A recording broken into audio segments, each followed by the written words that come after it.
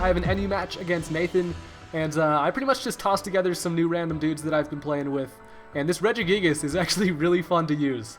Nobody uses one, but it will literally tear shit apart.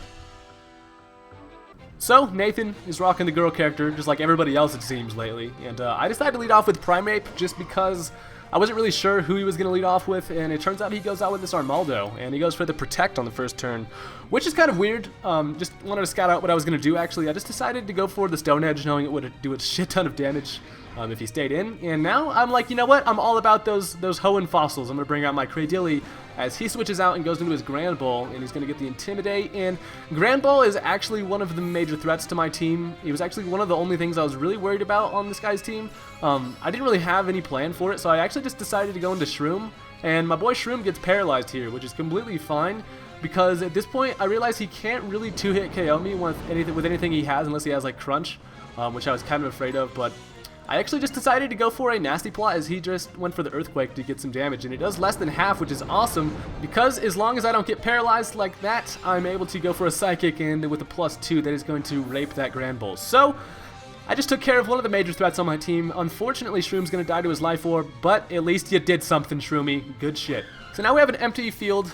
He decides to bring out his Superior as I go into my Primeape again, just because you know how this guy rolls. He's got the Choice Scarf, he's basically just fast as hell, and he does his thing. So he actually decides to switch, goes into the Exploud to take the U-turn. Doesn't take it that nicely, and I'm actually a little bit afraid of this Exploud because since I just switched out my Primeape, I can't bring it back in. I figured actually this was a perfect time to get my Regigigas, his fat ass, out here. He goes for the Low Kick, which I knew that these things carried, and I actually just kind of let it do that because I knew I would be able to just tank the shit out of it and then get some leftovers. I was able to paralyze it, and then Regigigas is pretty much his plan is just to be out here for as long as possible just to get rid of that slow start.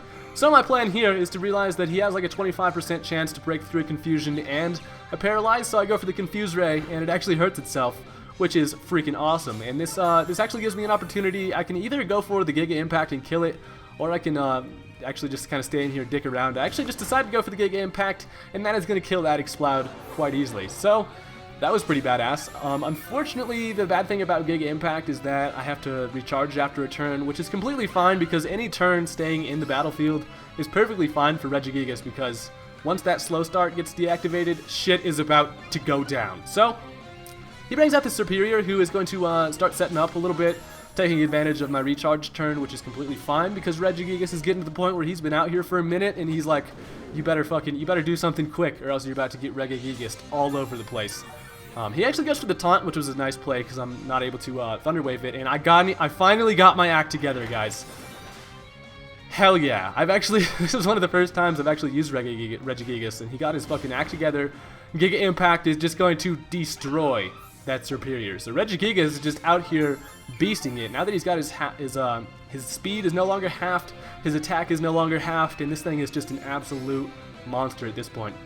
So I must recharge again, which is kind of a bummer, and he comes into this thing and actually just decides to try to take advantage of it again, starts setting up some more, and I was like, at this point, I actually just decided to go for the Earthquake, trying to get a little bit of damage. I actually noticed I should have probably gone for like a Thunder Wave or something. I could have either gone for the Giga Impact and actually killed it in one hit, but I was kind of banking on the fact that he wouldn't be able to kill me with a hidden power or something, but he does, which is completely fine. It was kind of a misplay there on the Regigigas, but if I would have gone for the Giga Impact, it would have had a recharge turn. He would have been able to kill me next turn, and I knew in the back of my mind I had a Primeape just to be able to go in and U-turn against this thing. So I knew that thing wasn't too big of a problem, and I realized Regigigas had his fun out there, so shit went down. So now I just decided to bring in my Altaria, considering it's like the only thing I have against this Armaldo, and he goes for the Protect on the first turn just to see what I'm going to use.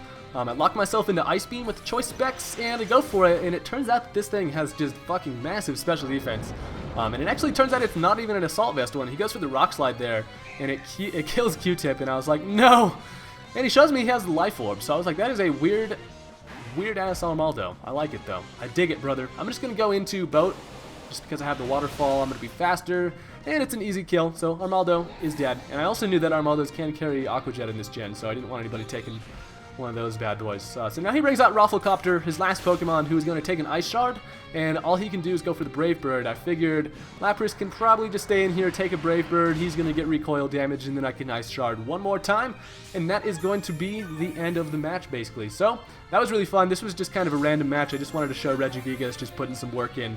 If you guys enjoyed this, click the thumbs up button, and I will have some more NU matches coming your way. I actually just worked on a whole bunch of new NU Pokemon, so I've got a whole bunch of fun crap to just mess around with, and yeah, so that is the end of the match there. Thank you guys for watching, and I will see you guys later. Peace.